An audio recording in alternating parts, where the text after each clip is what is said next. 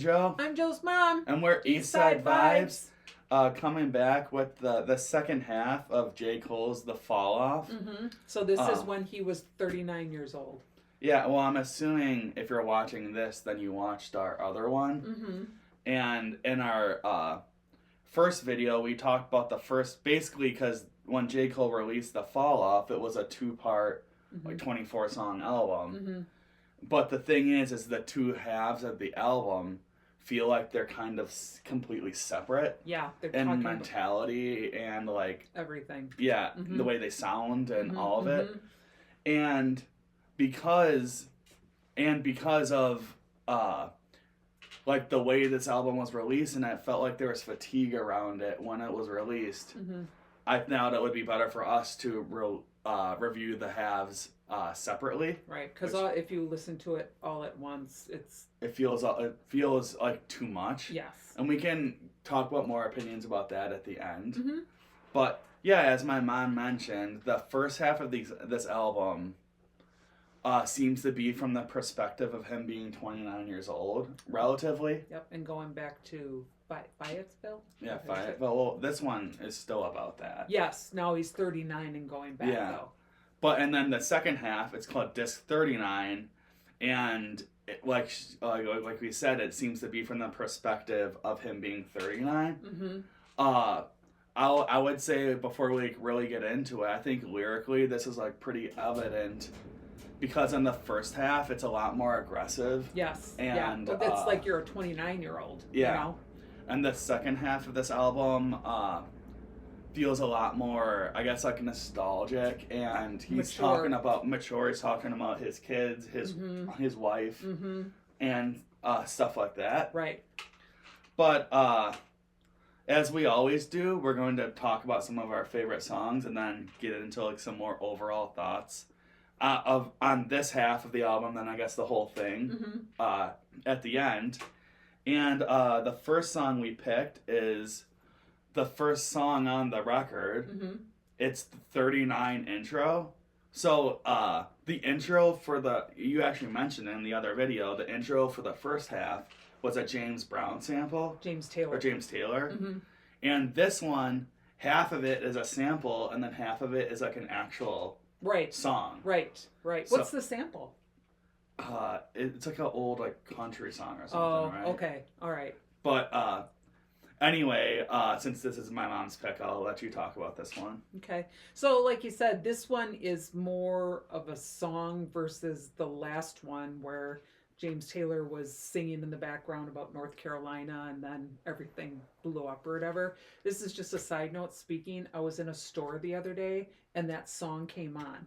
The James Taylor one? Yeah. And so that's I'm like, interesting. I know, I was like, oh, that's kismet, if you would say.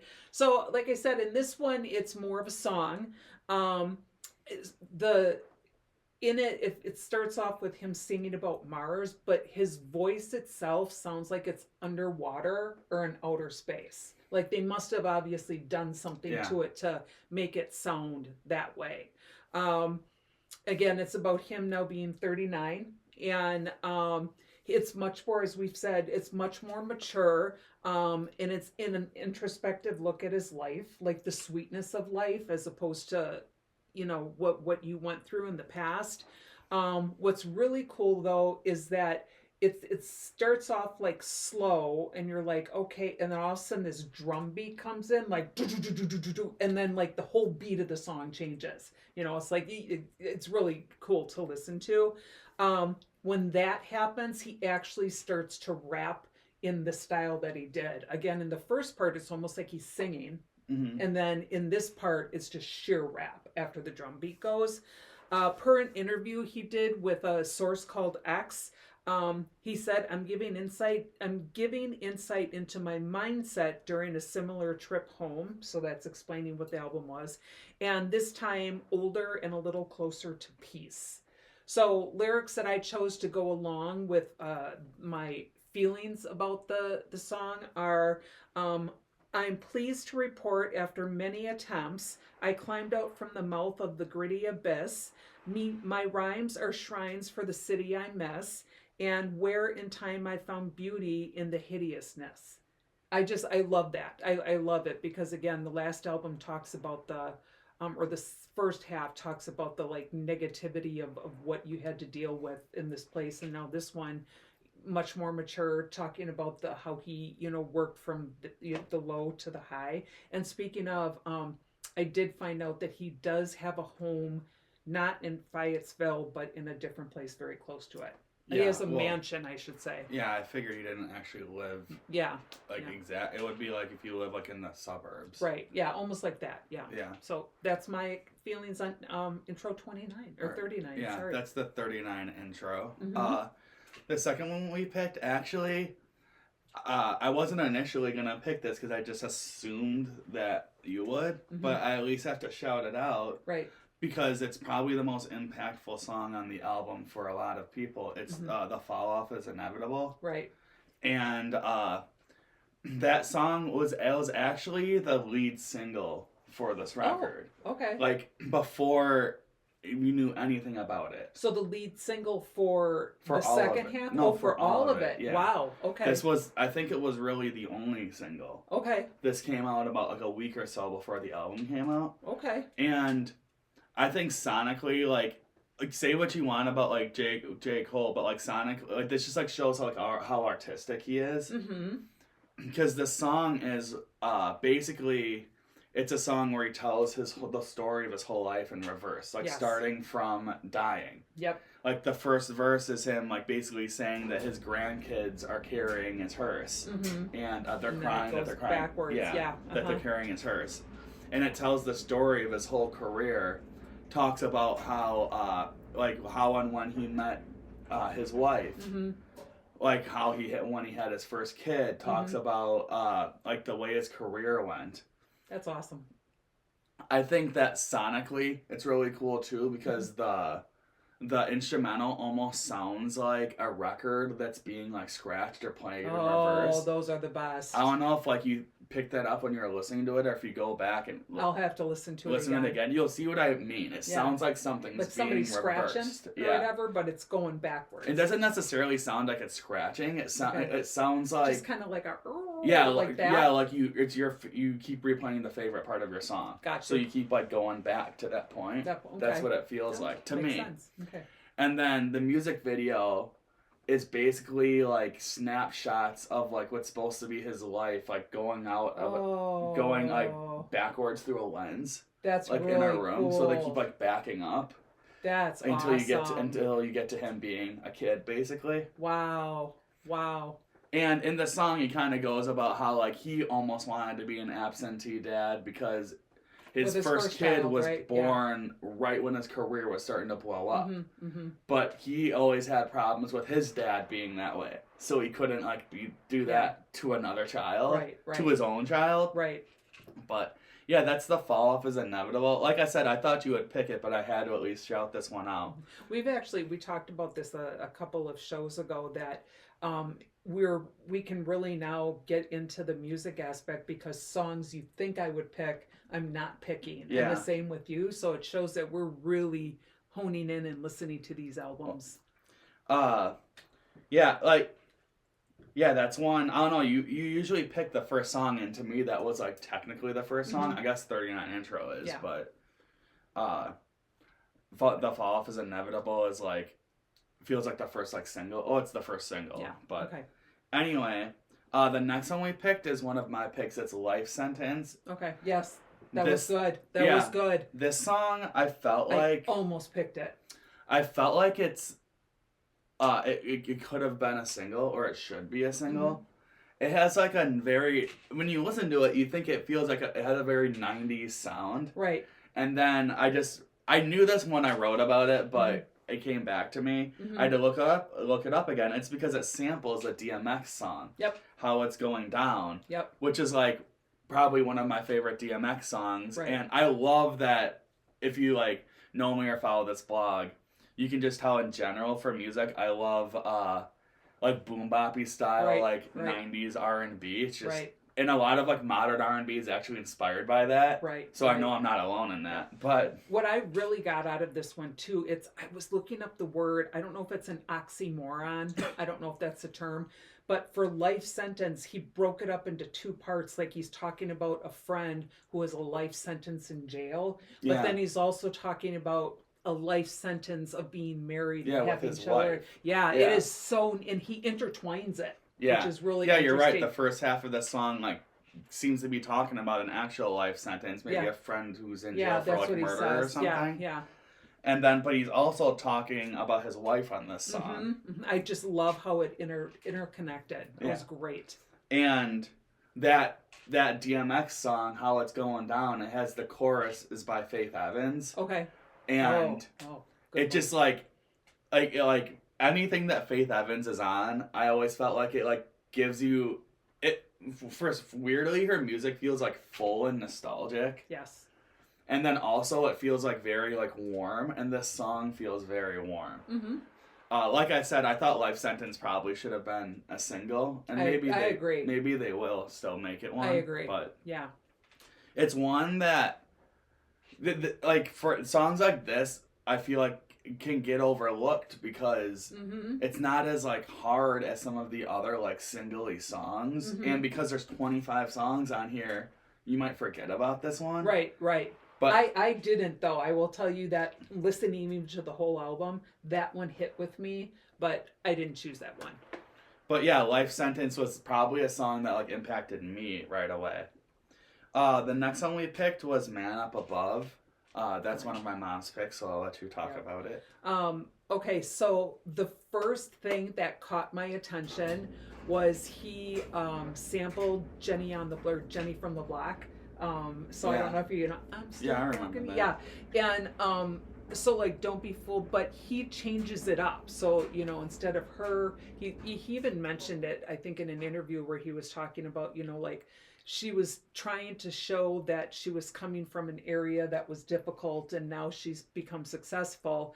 But he's kind of like, you don't know what a difficult area is. And then he puts his own lyrics into it that really show like, this is what is reality for me. So if you think of Jenny on the Block in your head, he's like, don't be fooled by the rocks that I got. Somebody's getting knocked while her body's getting dropped. I used to have a little, uses the N-word, got a lot. I pray the Lord will watch me.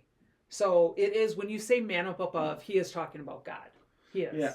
The thing is, like, people say that about J-Lo, but I feel like she did grow up in the hood in the Bronx. She did. I don't know. I just don't think, like, her family was, like, gangbanging or anything. Right. No, she did. I mean, she wasn't, she did. She grew up in the Bronx, which was, a difficult area. It's gotten better, but a long time ago. So she did grow up in I guess, not a rich or wealthy place or whatever. She grew up in the hood for sure. she grew up in the hood, but like you said, her family, they weren't gang members or anything, or even friends, whereas J. Cole, obviously that was the case.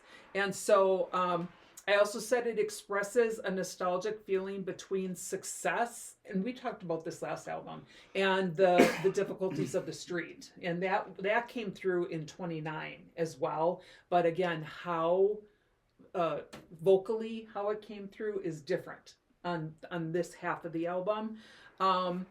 He provides a spiritual undercurrent too. So again, Man Up Above, he's talking about God. And as always, lyrics I think that really hit with this song for me are never would have made it, never could have made it without you. Whole lot of O's, which are drug ounces, I found out, getting sold on the block. Don't get outside a lot, ain't trying to get popped, which refers to a dog dying and the streets raising lives of death. Someone's son is dying from a gunshot. Give a F if you ops. When dissing the dead, the karma tends to come back at you hot. I promise you. Or actually, I think there's more twists. So, I promise you, pray for forgiveness. The Lord's wrath can astonish you. I'd rather admonish you on this record then. So, again, he's just talking about the fact that you could have gone one way, you go the other way, and I came from a difficult area, but now look what I have. So, so that was Man Up Above. I really like that song a lot. So for my other one, I was gonna pick Only You with Burna Boy, Mm-hmm. mainly because even I though like Burna Boy. if you know about Burna Boy, he's just like the ultimate asshole to everyone. He's just like a piece of shit, dude. Yeah. But I love his music. But as I was re-listening to this album yesterday, a song like really hit with me a Okay. lot, and I don't think I like picked up on it at first. It was Quick Stop, Oh, and interesting. Quick Stop is obviously referring to like Quick Trip or like a gas station or something like that. Yeah, it is. But on this song, it reminded me so much of. I'm blanking on the name of it. I might have to go in and look for it quick. It reminds me of the song "Always Coming Back Home to You" Okay. by Atmosphere. All right. And on that song, So it's not sampled. It just No. the kind of the overall meaning, meaning of it. Okay. overall meaning or feeling of that song is him is the rapper from Atmosphere Slug kind of talking about like walking down his street and going to like one of his old gas stations and just like seeing what's going on in the neighborhood. Oh, interesting. Okay. And in that song he talks about how like someone comes up to him and like gives him a gun. He's like, I found this on my block and I don't know what to do with it. Yeah. It's right. like a kid. Yeah. And FYI, that is reality for people. Yeah, I and mean, I like know it's in a it's song, obviously but- it's like the kid is like saying or he's like trying to like help the kid, the kid doesn't know what to do with the gun. And then Right. but he also talks about, how he like kind of like nostalgic for his whole life. Mm-hmm. But on Quick Stop is like one of the slowest songs on the Yes, album. it It doesn't is. really have a beat. Yep. Nope. And in the song, J. Cole goes to the gas station to buy cigarettes or whatever. They actually did have not here in the South. They had places called Quick Stop because I remember when we would drive down to Florida, we'd stop. Well, at then Quick that's what Stops. it's referring to. Yep. Yeah. But he stops there and someone asks him if he wants to buy like weed or something. Okay. And then the guy says, "You look familiar." And then he figures out that it's J. Cole. Mm-hmm. And he basically tells his whole life story about how like J. Cole's music has helped him through a lot of stuff. He's like, when I was homeless, Mm-hmm. I don't have a job right now, so I'm out here like selling weed or whatever. Mm-hmm. But like listening to you like motivates me. And J. Cole, it kind of puts it back into perspective for J. Cole Uh-huh. that like you like. And like I will say that's not that like I like have this kind of impact or like whatever, but if you like create art, I know like you feel the same or you would be the same way. Mm-hmm. You don't realize that sometimes like what you're making or what you're posting or just in general, Mm-hmm. if you just post online or whatever, you might be like helping other people Yes. who are going through it and you don't even know. Yes. Like there are people. This is like kind of like a side note. I guarantee you, like whoever you are, if you post online, there's like someone who looks forward to seeing you post all the time. So, I mean, from my perspective as a former teacher, I had that a lot where there were things that I was doing or saying or working with students and I had no idea. Yeah. Well, we have one, David Joplin, They who's look playing forward to pro that. in Europe. Yeah, and apparently I inspired him so much that he whatever he acknowledged that, and I had no idea. But, yeah, and that's like an interesting thing because I feel like when you become as famous and big as J. Cole, you become detached from like what it is. Yes, But a like lot of people do. I mean, it's natural. Right. But then when someone like from your own town like actually approaches you and explains it all to you, I think that it can put it back into perspective. Definitely. And yeah, I just thought that was like like I said when I listened to the album, I'll get a little bit more into this after this, but I think that was the problem with like this album being so long and the way it was. This is one of the last songs on the whole thing. Yes. And by the end of it, the first or second time listen, this is like the 22nd out of 24 songs, an hour and a half into the album. Right.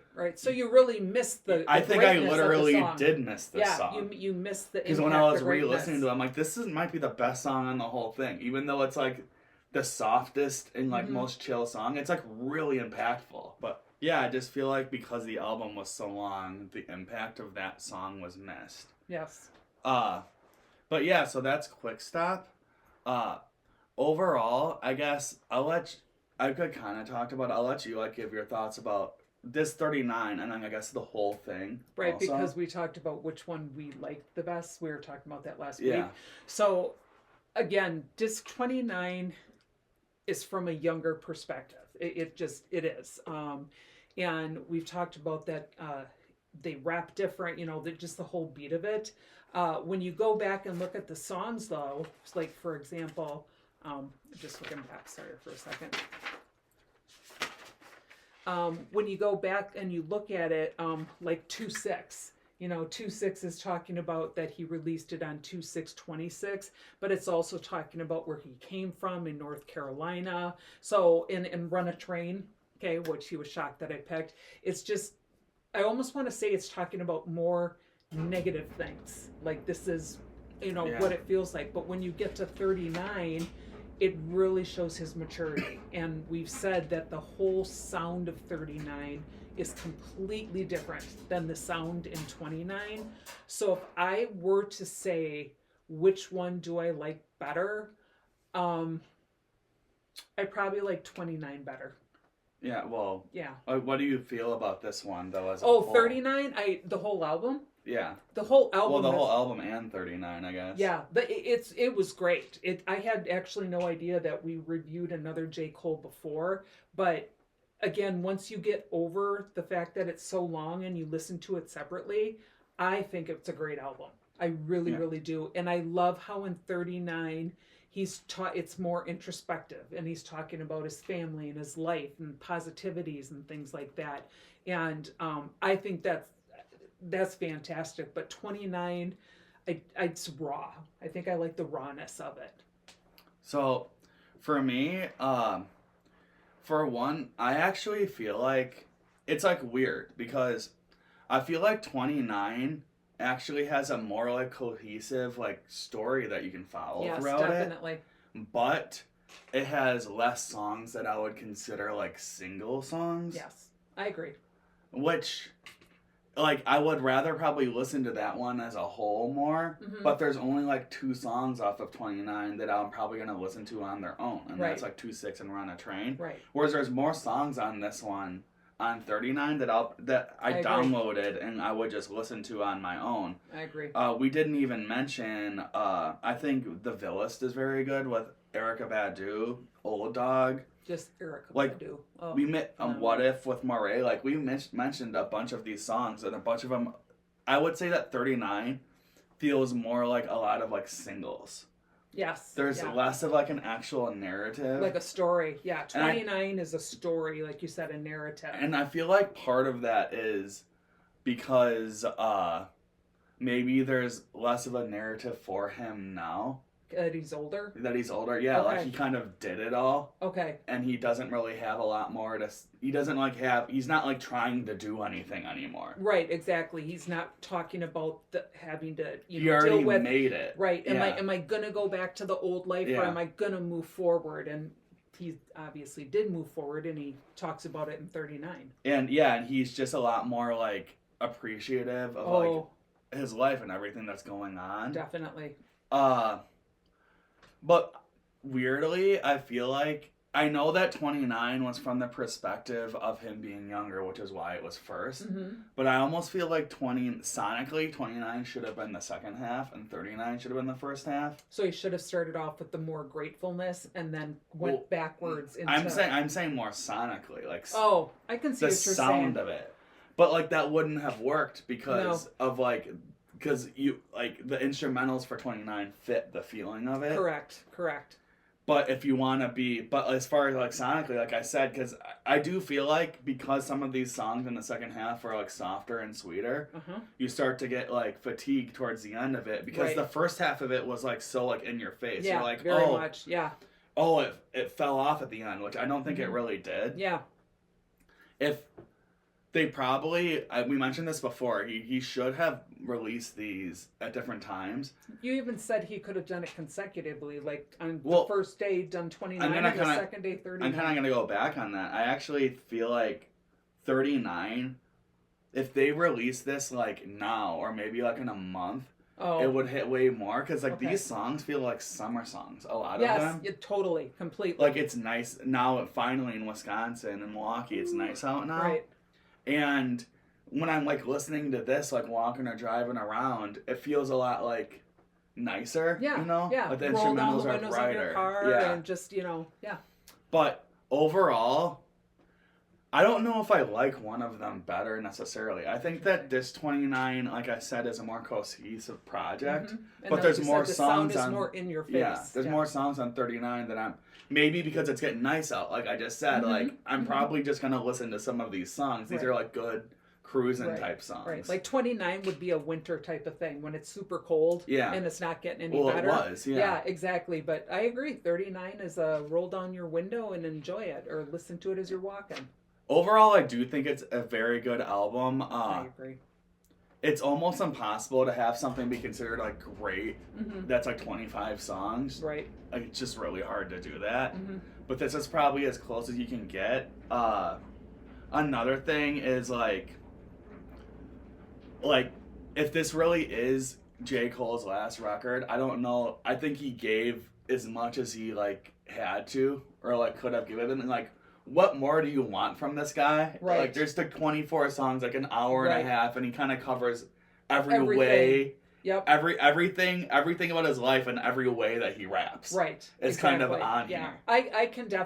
I could definitely see this being his last album. It just, And- it works. And also, even if it didn't hit as much in the moment, maybe people will. If you Mhm. go back, you can Mhm. go back and, like I said, we already did. Where we're going back and listening to some of these songs Right. and be like, "Oh, I forgot about that. That's really Completely. good." I didn't even think about that one when Right. it came out. And what's interesting is we're doing that more on 39 than we did on 29. But that might happen in a year for 29 on the songs that we then didn't all of a talk sudden- about. Okay. Like, That oh, makes I sense. forgot of like I just said, 29 feels like it flows all the way through, but there are songs on 29 where like right now I'm not really thinking about that. Okay. Maybe in a year I'll be like, oh yeah, that was a good song. Why didn't I like download that one? Right. But overall, yeah, I do think the Fall Off was like a very good like final record for J. Cole. Mm-hmm. He said what he had to say and he moved on, and he's always taken the high road as far as everything, as far as all the beef and all that goes. He still did that here. I He respect sort him of for that. addressed some of it, He did. He actually did. I can't remember what song it was, but he did. but like not in like an aggressive way. No, Yeah. not at all. Mm-mm. Whereas like, you know, if we're gonna like go into this a little more, like Drake right now he's like fighting for his life with the rollout of his new album. So You've like gotta he's look on a at it if you completely can't- different perspective. Right. I heard he has, what is it? People are smashing an ice cube or something like that in the middle of whatever, and Yeah. once they break it or whatever, then he's going to release it. No, it's coming out on May 15th. I Oh, think. okay. I don't know what that was about, Oh. But anyway, that was our opinion on J. Cole's The Fall Off. Mhm. I'm Joe. I'm Joe's mom. And we're Eastside Vibes. Thanks for watching. Bye.